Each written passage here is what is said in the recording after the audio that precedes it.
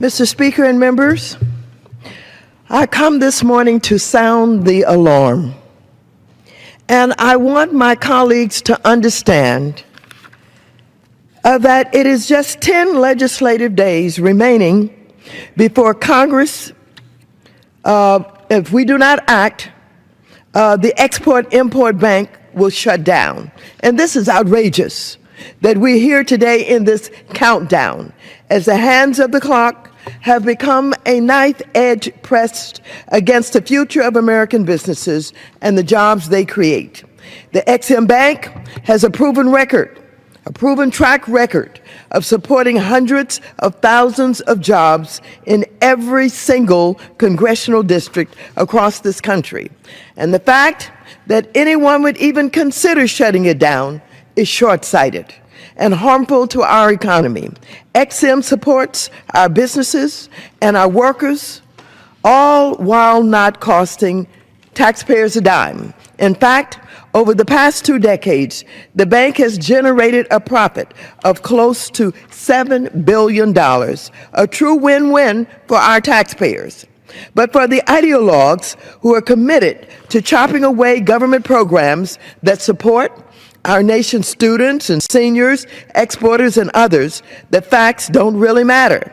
They just see ending the bank as a conservative litmus test. Mr. Speaker, it is simply shameful that the extremist anti-government wing of the Republican Party has once again pushed us to the brink of actively damaging our nation's businesses and our competitiveness with this standoff.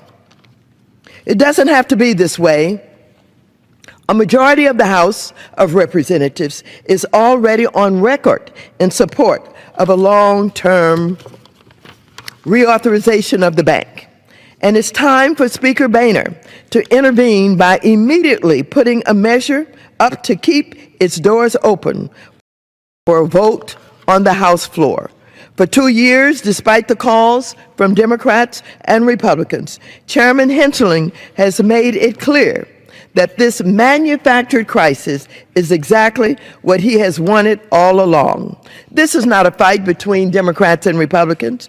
It's a fight between ideology and reason in the Republican Party. While the ideologically driven crusade to eliminate the bank may be a game here in Washington, it certainly isn't a game for the hundreds of thousands of our businesses all over this country. For example, let's take Michael Boyle, a Republican and a veteran, who recently testified that thanks to the bank, he has been able to quadruple his company's revenue and expand his business from just 8 employees to 60 currently. Mr. Boyle's story is the American story of thousands of businesses across this country, large and small. They rely on the bank to compete on the global stage, and nevertheless, in the United States Congress, we are talking about shutting down one of the best resources our businesses have, just to make a political statement. As the deadline for reauthorizing the bank nears, I have been encouraged to hear increasingly from some of my Republican colleagues who have come out and said enough is enough. As a matter of fact, as I sat in committee, I was very pleased to hear Mr. Fincher, a Republican, say that his wife told him, "You don't represent and you don't work for the chairman of the committee, Mr. Hensling. You don't work for the Speaker, Mr. Boehner. You work for the people who elected you to come to Congress." And Mr. Fincher basically said to his chairman, it's time to stop playing the game. We've got to reauthorize the Export-Import Bank. I want you to know that Mr. Hensling and those right-wing conservatives who want to use this as a political point will have you believe, oh, this bank is only for big business. But that is absolutely not true. Not only does the bank support thousands of small businesses, but the suppliers to the big businesses are small businesses all over this country who rely on the Export-Import Bank for their ability to create jobs and have businesses in their districts.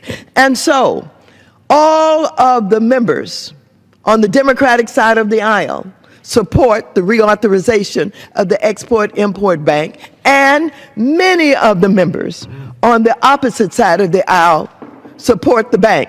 And so I don't know why the members on the opposite side of the aisle can't rein in their chairman. I don't know why they are afraid of him. I don't know why they don't speak up. We have 10 more days. Let's get busy and get this bill reauthorized and this bank. And I'm asking Chairman Boehner to exercise leadership and get it done. I yield back the balance of my time.